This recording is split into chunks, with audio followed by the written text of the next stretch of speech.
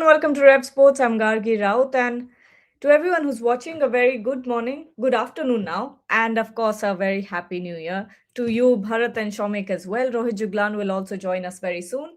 It's the 1st of January, and while 2025 was an incredible year for sports in India, we are also looking forward to what will be a very, very important year for Indian cricket. We have two T20 World Cups, the men's and the women's. And of course, we're starting with the Women's World Cup. Now, last year, Indian women's cricket had one of the highs of, of history, winning the World Cup for the very first time. Bharat, going into this T20 World Cup, what are your expectations from the Indian women's cricket team? Do you think this is something they can go ahead and win? Or do you think, like the Cricket World Cup last year, they will go in as underdogs and possibly, come out strong with flying colors?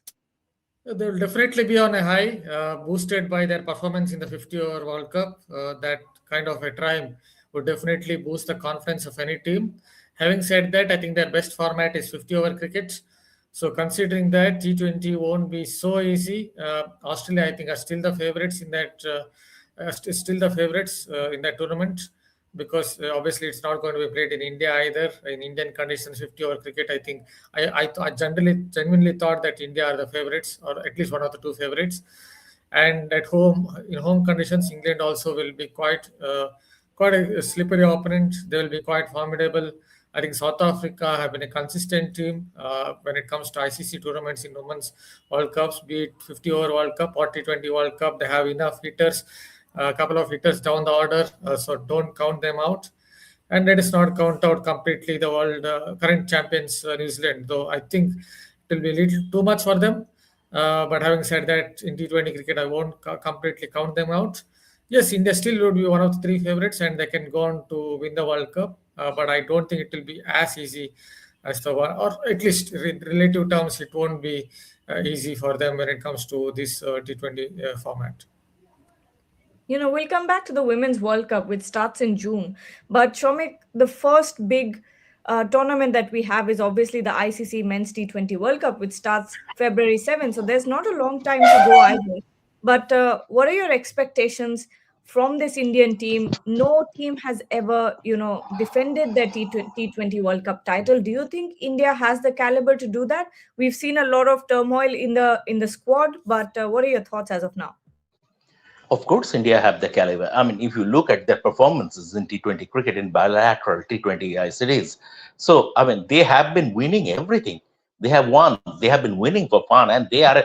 I tell you, the day the T20 World Cup squad was announced at the Wankhede, and after the selection committee meeting, after the press conference was over, I was having a private conversation with one of the BCCI guys, and I congratulated him for picking up a gun team. And his response was, whatever team we have picked would have been a gun team.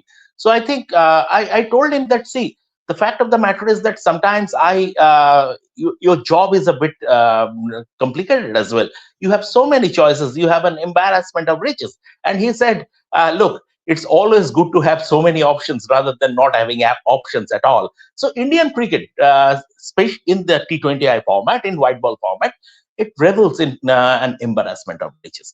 As regards my expectations, it's not my expectations. If India fail to, anything less than qualifying for the final would be a failure. Final, you can, final after, if India made a slip up at the final, like the 2023 50-over World Cup. And still, they were there, despite losing the final. And final, Australia basically outdid India in two things. One is that brilliant planning, superb planning. India didn't have a plan B to counter that. But before that, India suddenly became a little too obsessive with the Ahmedabad pitch. They sort of tried to, they wanted the pitch in a certain way, and that was a mistake. But all said and done, the way India played throughout the tournament, 2023 World Cup, they were the best team of the tournament. Now here also, if India go and win, I expect them to win the championship, but if they lose the final, still okay. But anything less than that would be a failure. In a home World Cup, you cannot afford to be not in the final. Simple as that, and you have the team to do it. Rohit, we are looking forward to what will be an important year for Indian cricket, and of course, we will start with the ICC Men's T20 World Cup. The last time we had a World Cup at home, it ended in heartbreak for the Indian fans. November 19th is a day that a lot of people cannot still forget and still wince at the thought of it. But your thoughts when it comes to this T20 World Cup, like I asked Shomik as well, that no team has been able to defend their title, T20 title. Do you think India can do it this time around? I think yes, they have the team. It's not like they don't have the team. They have the combinations. The bowling is perfect. You have the best players in the world. You talk about the best batter in the world. You have Abhishek Sharma with you. You have the best all rounder in the name of Hardik Pandya. You have the best spinner in the name of Varun Chakravarti. So I don't think that there is a problem as far as the team combination is concerned. You have Jasprit Bumrah with you, the best bowler in the world. So if you talk about the combinations, if you talk about the individual skills, you have each and everything. You have the firepower also. Yes, there are a little bit of concerns as far as your captain's form. You took some bold decisions by dropping off your vice captain. And when me and Shubhanda were discussing last night about the top moments of 2025, this was one of the top moment, Gargi, that you drop your vice captain just before a T20 World Cup.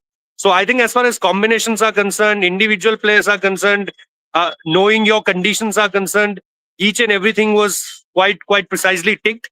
It's all about that, how you bring that best game as a team, and how you execute. And the last thing will be, don't tinker with the pitch much.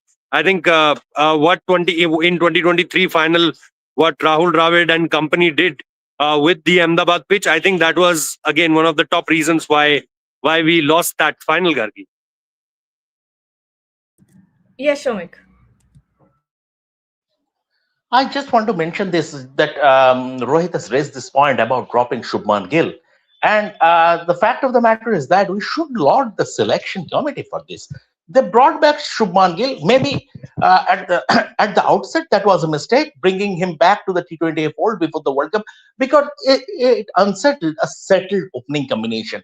It unsettled the entire batting order because Sanju Samson was first tried in the middle order, and he then lost his place in the 11. And to make up for that, you had to bring Jitesh Sharma as a back end finisher, stuff like that. So the whole thing went haywire.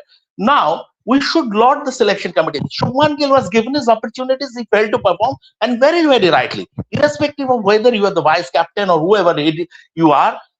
It is at the end of the day, it is the performance. And Shubman Gill failed to perform in T20 cricket, and very rightly he was dropped. A bold call, yes. Not the bold call. I would rather say a brave call, given the social media pressure, everything. A brave call, yes, and a very, very right call. And the selection committee, the Ajit Agarkar led selection committee, it was their decision, and they should be lauded for that. Bharat, what are your thoughts? Someone here is saying that T20 World Cup has lost its importance. It's a money thing now. But obviously, when the teams go out there, when the management goes out there, it means a lot to them as well. But what are your thoughts when it comes to this World Cup? Do you think India will be able to defend their title, or the opposition is too strong at this moment? Who are you thinking of as the biggest threats for India's campaign? On paper, they should, but as you know, cricket is not played on paper. But on paper, definitely India are the strongest. Just look at the bowling attack. That bowling attack itself is something that would give sleepless nights to the opposition teams. You have Varun Chakravarti and Bumrah in the lineup. That itself is enough to take out enough of the wickets, to do enough of the damage. Then you have Arshdeep Singh. You still have Hardik Pandya as an all-rounder, and if you want to, you can go to Kuldeep Yadav as well as one of the reserves. So that itself is a gun attack. So it's very difficult to get through that bowling lineup, even with dew around, which we saw in the South Africa versus India series in the final match with so much dew around. Still, the Indian bowling lineup was able to defend the target. But having said that, yes, in T20 cricket on a given day, you will never know. Maybe in some knockout game, in a semi-final, a team like Australia, because they have Glenn Maxwell batting at 6, they have Team David batting at 7 on a given day. If these two can come good, chasing some 200 run target. You never know, but still, I think India looked the most formidable. Outside of it, as I just noted, Australia, I think because of the long batting lineup, just because Tim David comes in at number 7, if he's fit and if he's raring to go because he's scoring a lot of runs these days, then it would be a little difficult to defeat them. Outside of it, I don't see much because South Africa's weakest of the 3 formats is, I think, T20 cricket, and they have not won much. They have only won one series since the T20 World Cup T20 series that was against Pakistan. Yes, if you look at England, they have some strengths, but they have two problems. One is that they don't have enough finishers, and I'm not very sure about the death overs bowling. So I think the only challenger for India is Australia, unless all those West Indian hitters do something really crazy. So I expect India to win this, at least on paper. Shomik, the next big thing is obviously the Women's World Cup, which starts, June 12th, goes on till July 5th. And this time around, led by Harmanpreet Kaur once again. Are you expecting the Indian team to ride high on confidence and the momentum that they have on their backs because of the World Cup win last year as well? Do you think they can go ahead and do it in the shortest format of the game? I expected, I backed them to do it because they have enough quality in the team, first of all. And this World Cup win, irrespective of a different format, that will obviously give them confidence because now they know we can win on the big stage. So that belief is there. At the same time, they will be under bigger pressure because there would be expectations. Even at a home World Cup, even at a home 50 over World Cup, it was like Australia would be the champions. The way Australia have been playing and the aura around the Australian team or the Australian women's team, they would be the champions. And after India made a slow start to the tournament, lost 3 matches, people sort of given up hopes that this team can go on and win. And and then India made a very good comeback, winning 3 matches back, 3 matches on the spin, and they went to the knockout and then Jemima's innings in that semi-final against Australia. But this time around, it would be followed more closely. The fans will follow it more closely, and there would be the pressure of expectations.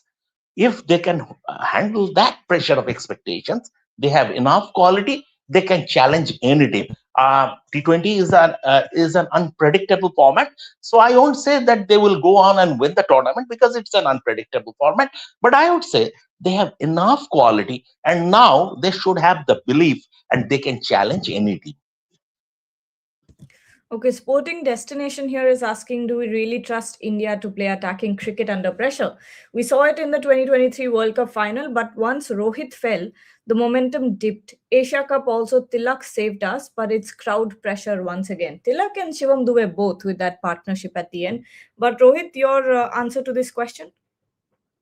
Pressure? Yeah, if you compare it with the World Cup final innings of India, yes, as soon as Rohit Sharma went off, it was looking like that nobody has that kind of game in this kind of pitches.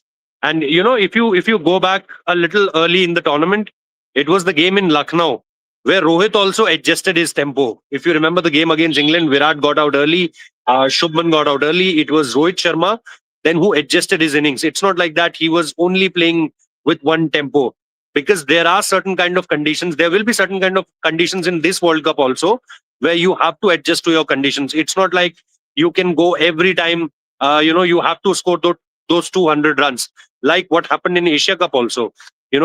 All the pitches were not like where you have to score 225, 230, or 200 plus. There are certain wickets where you can easily score 180, 170 and you can win the game. So I don't think it's about playing in a certain kind of tempo. I think it's all about respecting to the conditions and then plan your innings rather than going all guns blazing.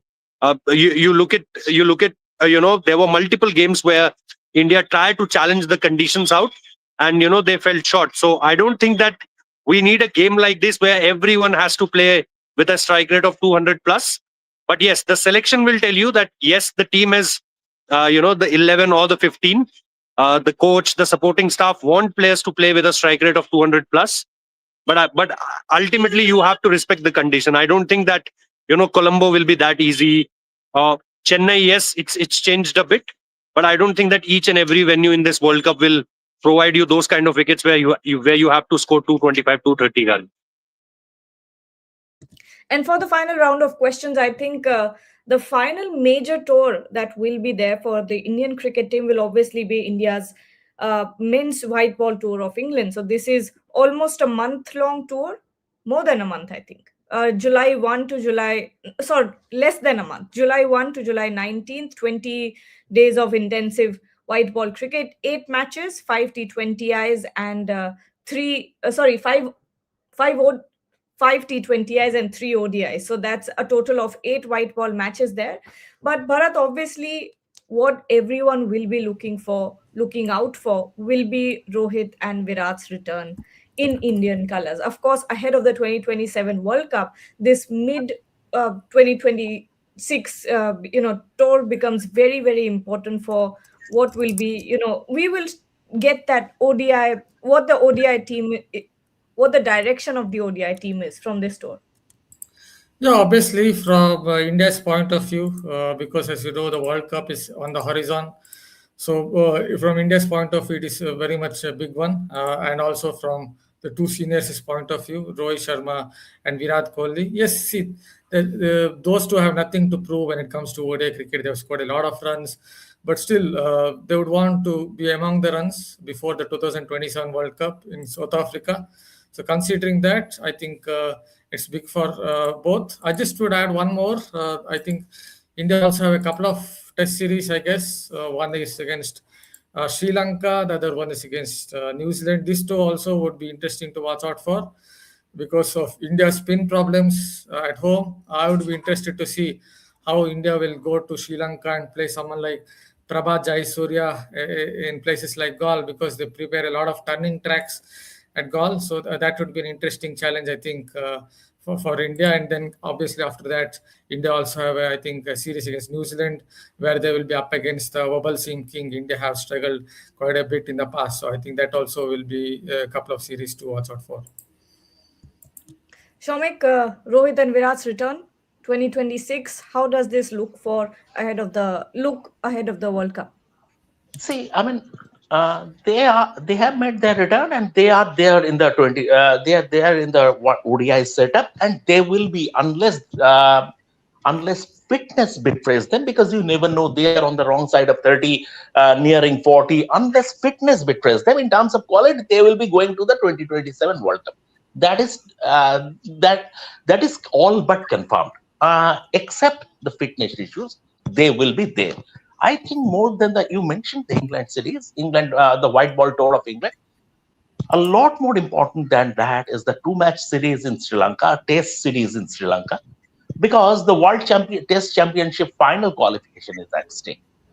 So you have 9 Test matches left in the cycle, 5 against Australia in the early next year, but before that, 2 in Sri Lanka and 2 in New Zealand, and you have to win at least 7 of them to secure your place in the WTC final. You missed out last time, and this time it is nigh on at this moment in time.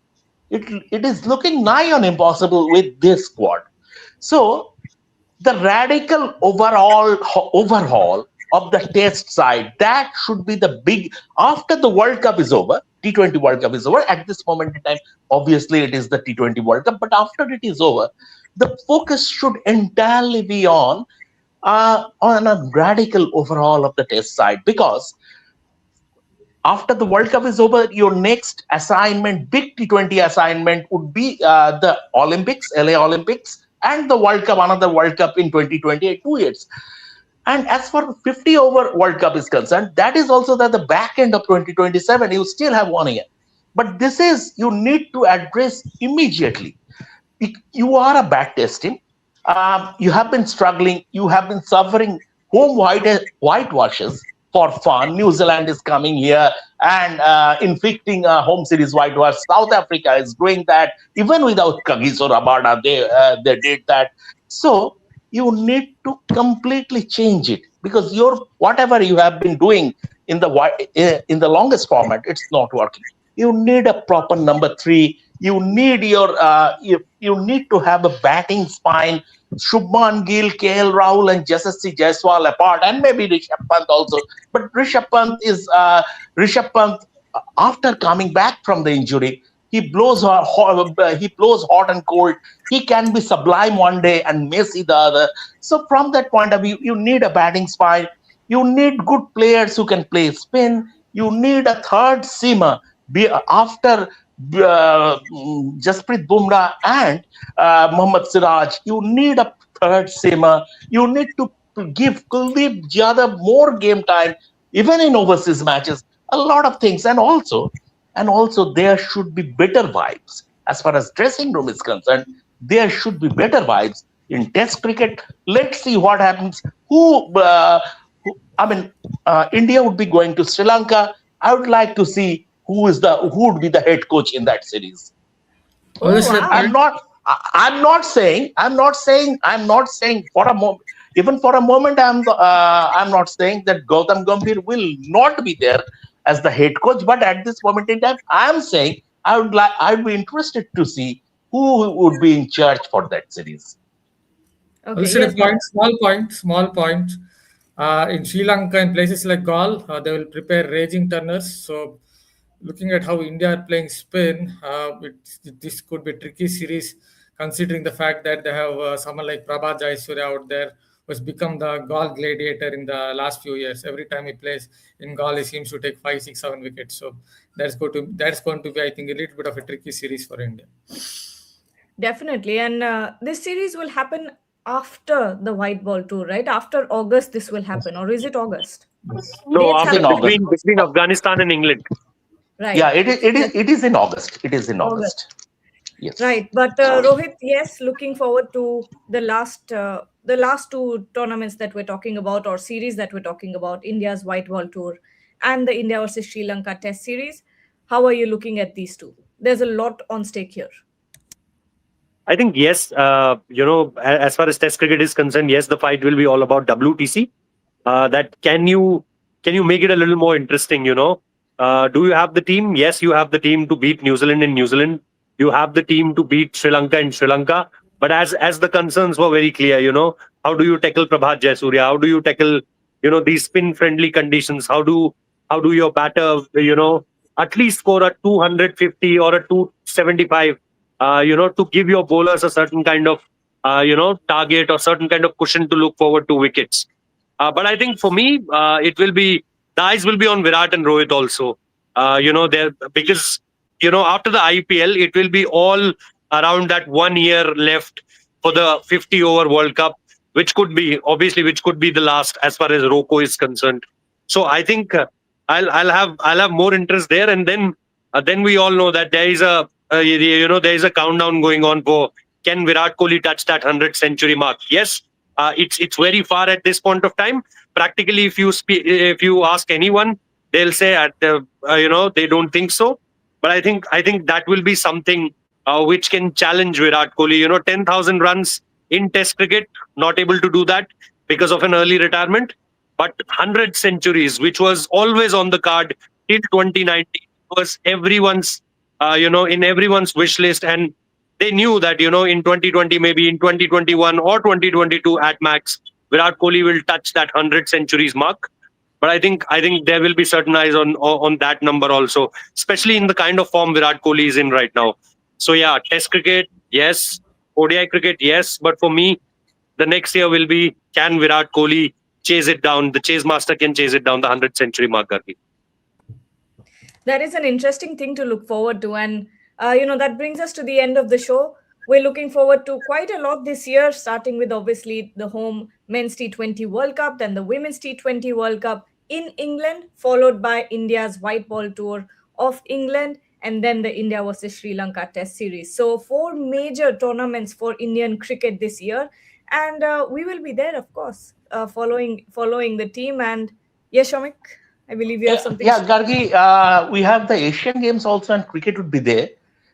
So Oh, I yes, have, we do. yeah. The fact of the matter is that usually at the Asian Games, what BCCI does, it sends the A team, basically the reserves, and even the reserves. India's reserves are very very strong. But now this Asian Games, interestingly, the Olympics qualification should be at stake.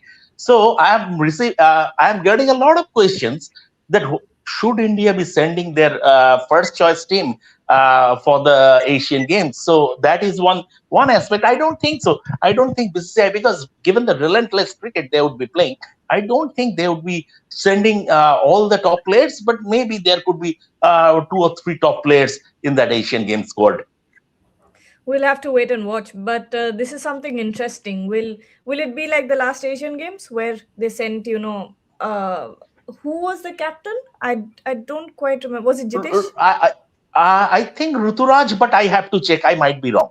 Yes, I yes, have I to think check. it was Ruturaj Gaikwad. So that Yeah. was also a second string Indian team. But this year, of course, the year caps off with the Asian Games. It's a big year for Indian sport. It's a big year for global sport as well, with the FIFA World Cup, with the Commonwealth Games. There's just so much happening this year. But ref sports will be everywhere. Boria will come back at 5, so don't forget to join us then. Thank you so much. And